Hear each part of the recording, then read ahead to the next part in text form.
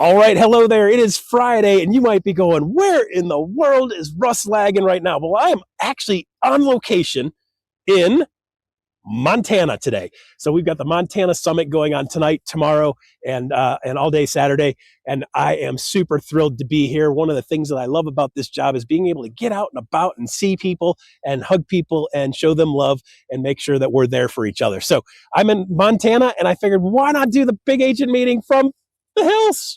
I got snow on the ground. I got a Jeep under my laptop right here, and we're ready to rock and roll. So today we're going to kick it off with Holly Mabery with the Brokerage Brief, and we're talking about like what's going on right now with listings. Right, there's a lot of things going on in listings. The world is changing. The whole thing about listings is changing. The way you do it, what you do it, and then of course how you get seen. So there's a lot of little things that you guys need to know to be able to take this business to the next level. And Holly's going to break some of that down for you right now. Take it away, Holly. I love the words seller choice, consumer choice. There's a lot of people throwing those words around right now, but when it comes to listing a property and how sellers move forward, they really rely on their professional for all their options. So if you're sitting across the kitchen table from somebody and you're talking about what it looks like to work with you, and you start to provide a menu of services and choices to that seller, what's most important is educating them on what it looks like for them and then what ramifications those choices might be. If they price too high, if they only allow the marketing to go so far, all of those types of things.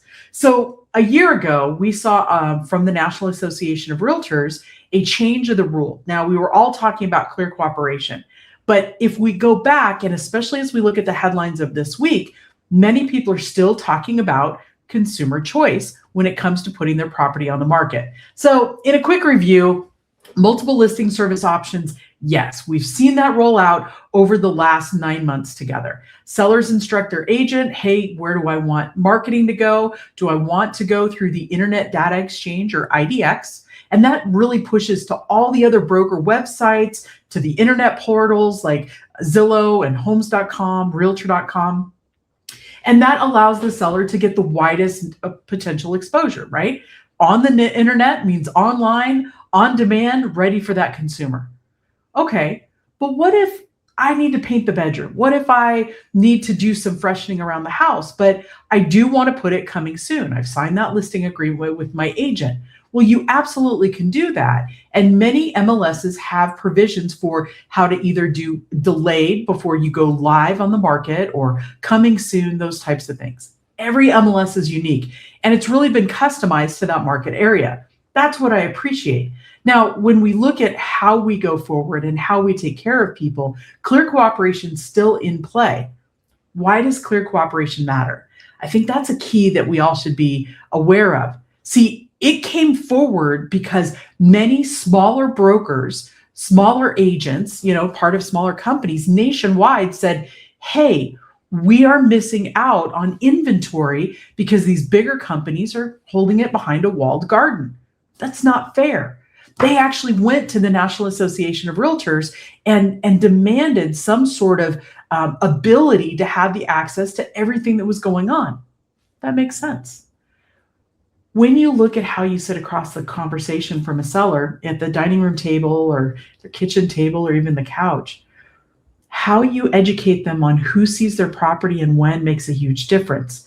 Now, local MLSs, they determine. And this is what NAR put out last year. It says, okay, office exclusive period, 1 business day must, so you can share it within your office, right? You're all on the same team, but within 1 business day of public marketing, you've got to be in the MLS.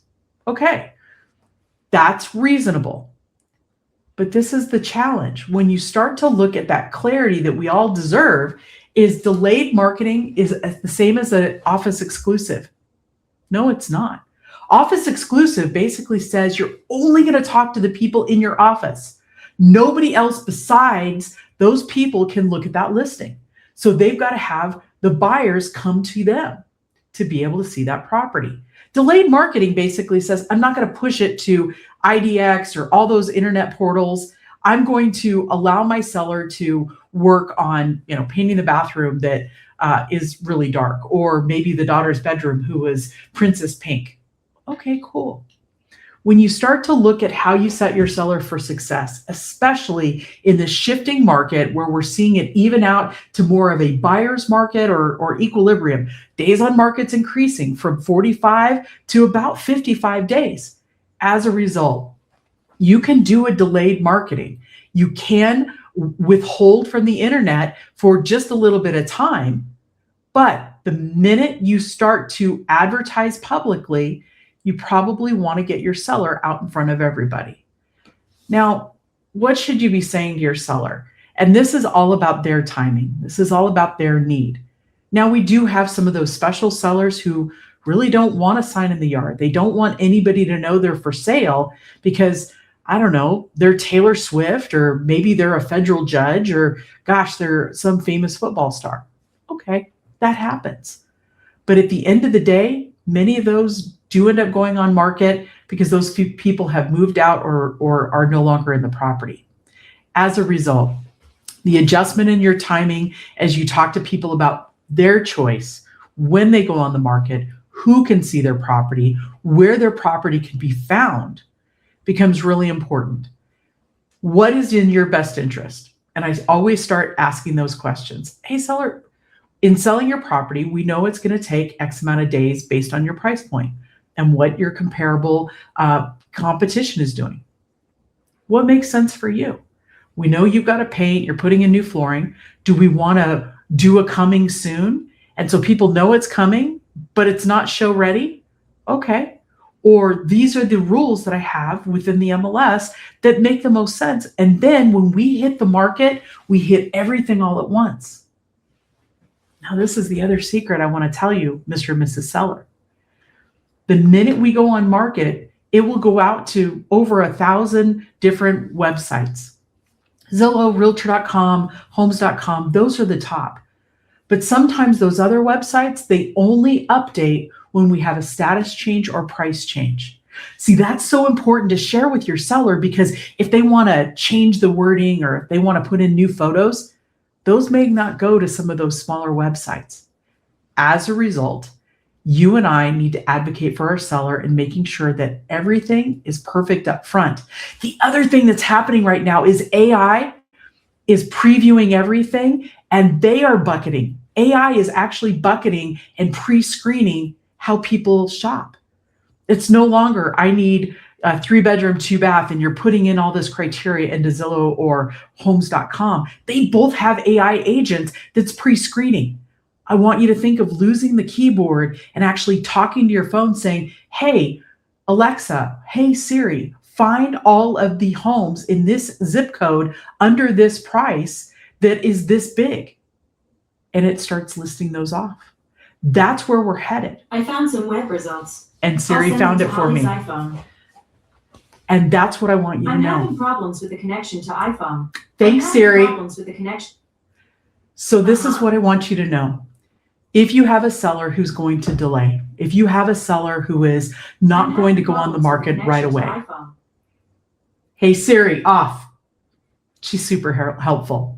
If you have a seller who's looking to go on the market, I want you to make sure you're using this form. We rolled this out last year, last April, actually, to make sure that we were educating them up front.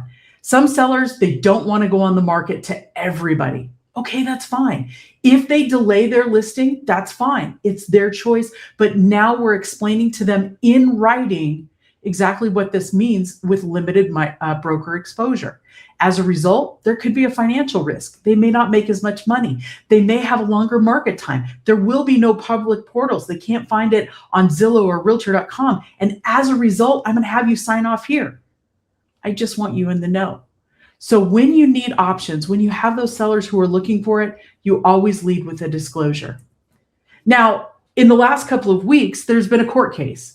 Zillow and Compass have been in a legal battle as far as Zillow banning any private listings from eventually coming to their network. They're like, no, once you go online, public marketing, that should be in the MLS and it should be to the portals.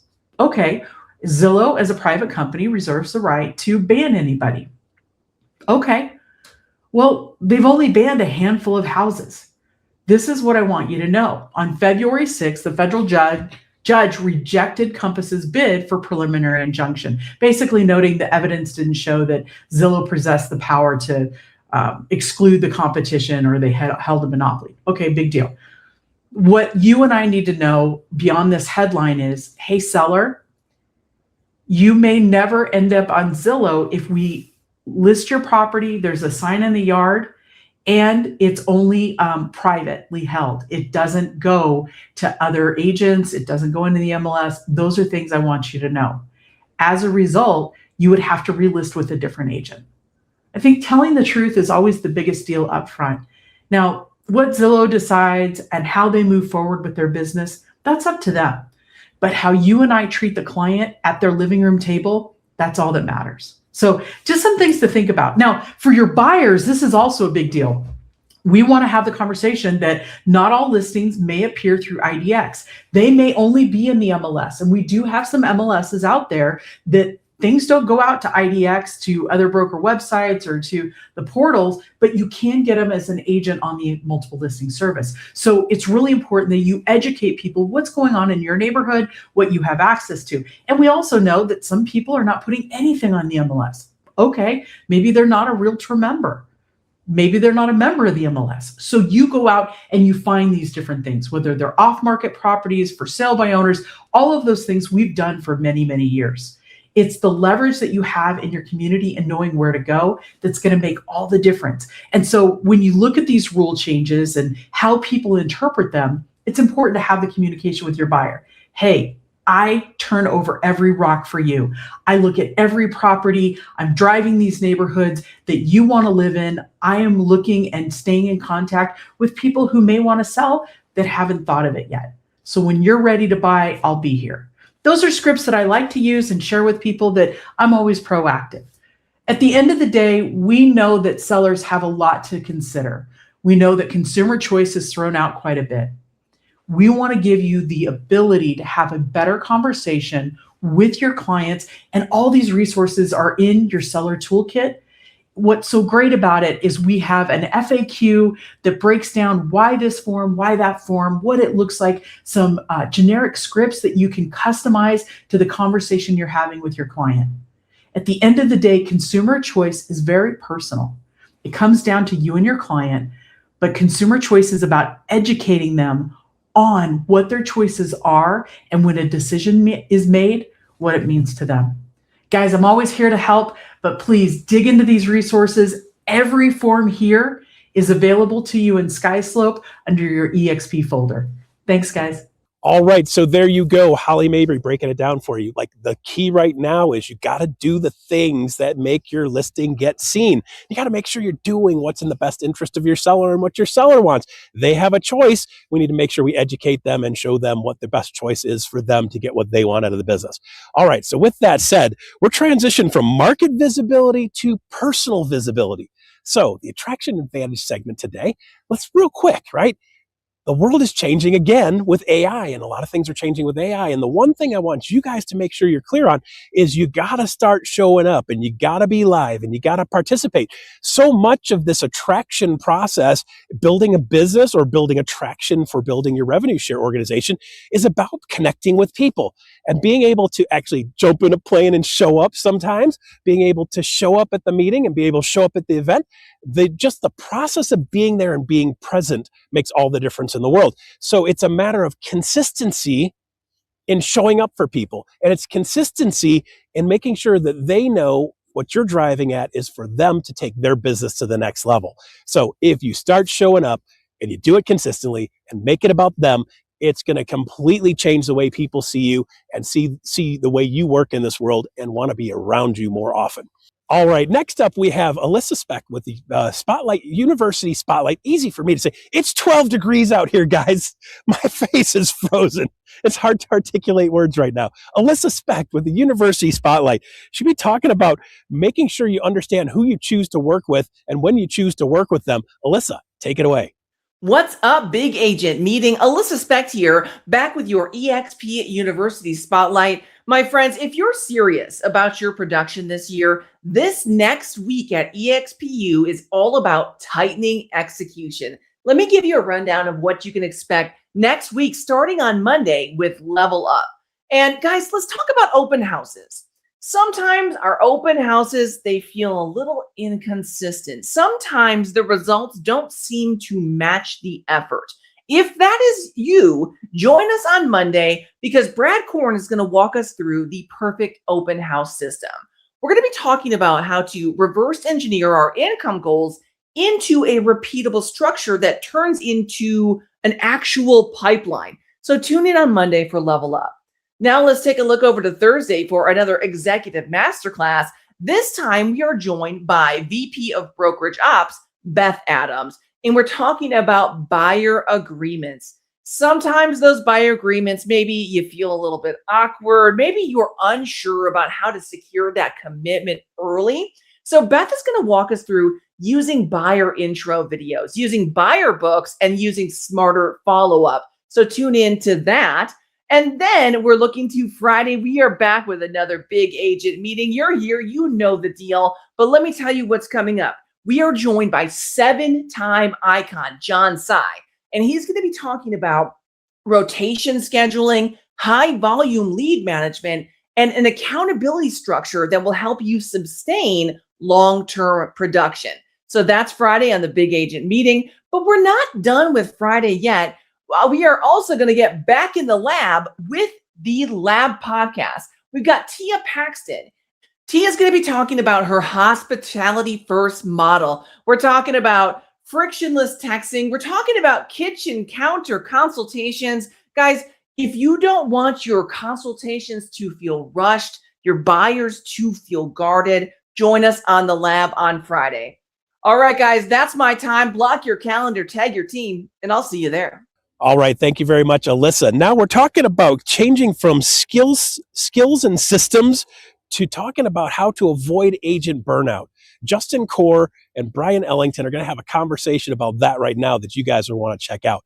So here you go. Take it away, Brian. Made sense, to me on that end. Secondarily, you could see that Flex was, Zillow was going to be pushing the Flex because it was probably also more profitable for them long term. And so that was kind of our reason of jumping into it is like, I've never wanted it to be our entire business. It's actually always been probably at top 30 to 35% of our kind of overall production. But, and that's just a business decision to make sure we're still training agents to feed themselves and grow them where Flex can be a benefit if they need it early. And then, with the goal of being able to have choices at some point in the future. And so I run a team. We've got 35, agents or so. About 18 of them are on our Flex team. That Flex is on or off because metrics change, direction changes, markets change, and so we're constantly, we're trying to recruit new talent to the Flex team, but also some of our top agents move on because they've, they can stand on their own 2 feet and don't want that anymore. So there's a constant relearning process in this. And that's kind of what I've uncovered. And that's why this, I think, is so helpful that EXP's, starting to do that because nothing's ever the same and hasn't been since we've been with Zillow. What I see in a lot of Flex teams is a kind of a life cycle of agent in the Zillow arena. And that is newer agents, as you say, typically they get metered a little bit. A lot of team leaders do what they call 5-5-10, which is give you 5 leads, pause. Let's see how you do. Give you 5 more, pause. Are you doing that, by the way? Yeah, well, we do. We rotate. We split our team in half, and we rotate week after week. And so they get a pause week. And so, there's challenges with that too because every week's not created the same. So we'll have a week where a handful of highly sought after listings hit the market and the leads are plentiful. And then you'll have weeks where it's just really quiet. Or seemingly quiet across 10 people or however many are on that week.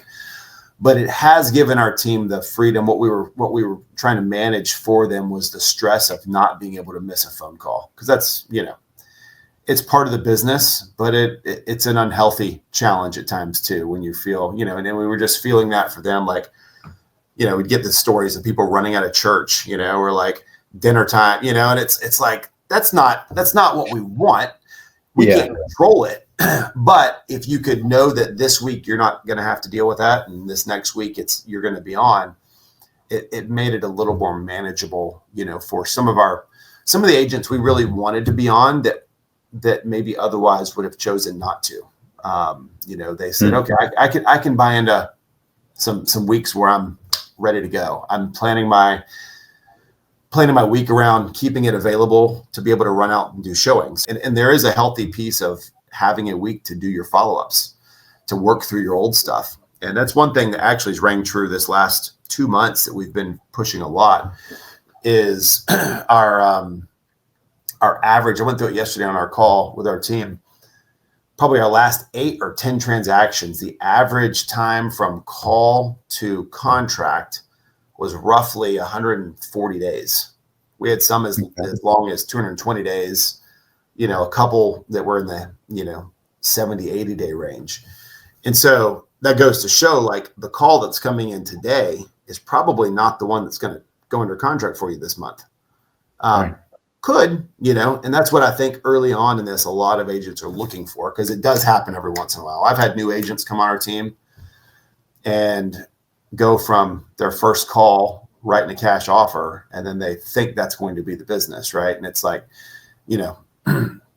that's fantastic. We're happy that happens sometimes, but it's not the mindset that it's actually going to happen almost ever. Like, it very rarely occurs that way. Our goal is to really kind of celebrate your growth and your success and use this as a launching pad, for you to be able to get repetition. So for our newer agents, really bleeding that into their overall training, that, what you're going to get out of this is you're going to get opportunities to fail, because we know even our best agents fail 9 out of 10, on these, or, 8 out of 10. And so, so that's the beauty, versus waiting for your network to trust you and then failing them, And so, like, when you put it in perspective, it's like, man, have the most amount of real estate based conversations we can possibly have.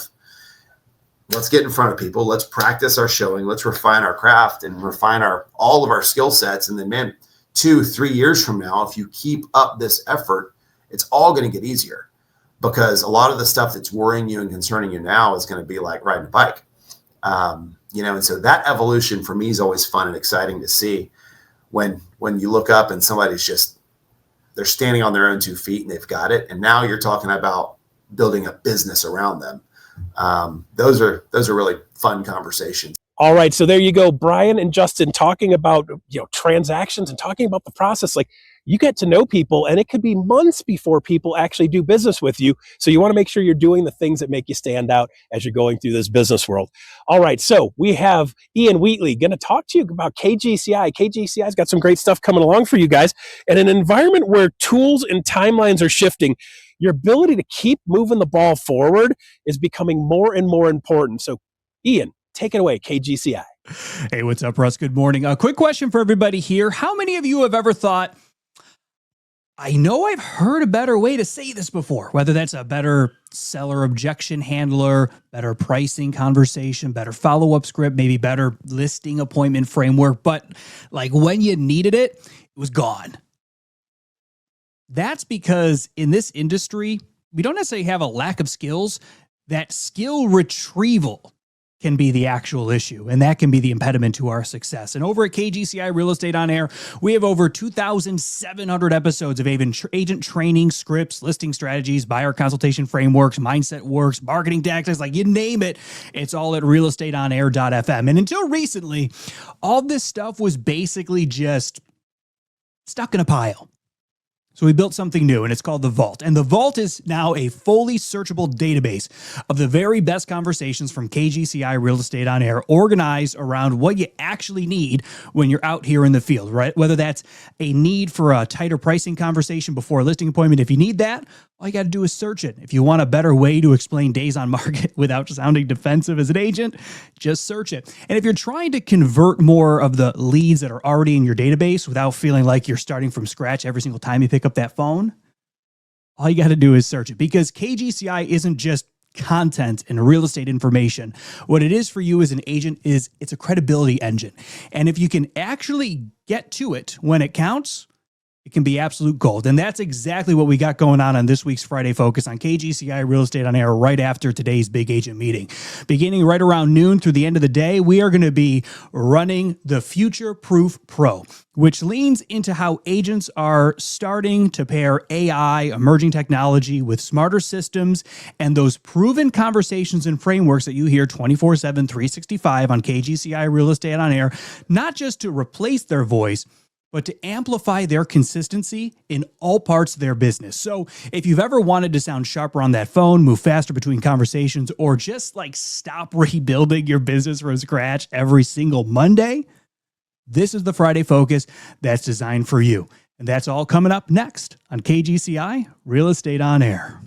All right. Thank you, Ian Wheatley. If there's one thing this year, one thing this week, one thing in this session that you need to look at is becoming relevant and staying relevant in this market right now. It takes real work. You got to know what's going on in the industry. You got to know what's going on with the details of marketing. You got to know what's going on in the parts and pieces to be able to take your business to the next level.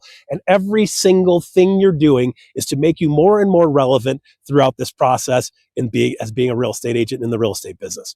So with that said, that is the end of our show for today. So you guys could jump on, check out the QR code. Let us know how we're doing in the format. Let me know if you like my hat with my little bear ears to keep my head warm in 12 degrees outside here in Montana. I want to make sure we're always taking this business to the next level for you guys, doing new things and interesting things for you. I hope you enjoyed the show today. Look forward to seeing you guys next week where I'm somewhere warmer. Have a great week.